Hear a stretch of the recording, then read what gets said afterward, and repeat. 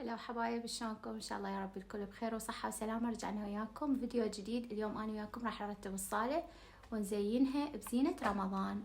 ابقوا وياي وشوفوا التغيير.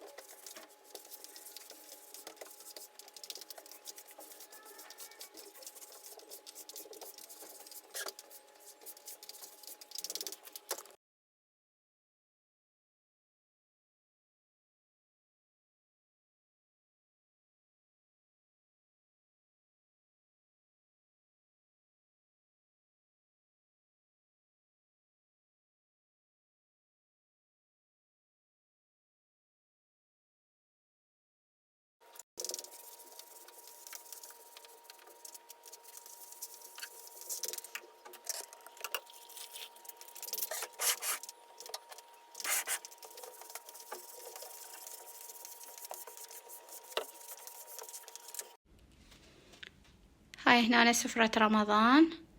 هاي هنا هيجي نشرة مال هلال ونجمة. لا اطفي لكم الضوء حتى تبين اكثر. وهاي همين هنا نشرة ثانية.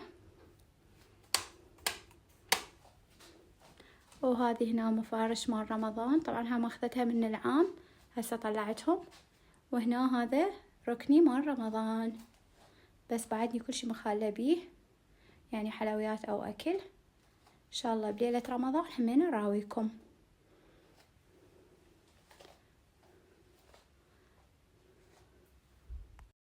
وصلنا لنهاية الفيديو. اتمنى عجبتكم ترتيب الصالة، الديكور مالتها الجديد والتزيين مال رمضان.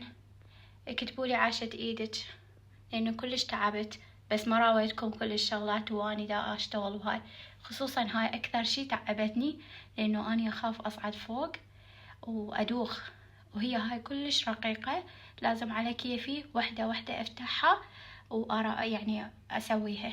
فما راويتكم كل هاي الشغلات. وانتظرونا فيديوهات جديدة. مع السلامة.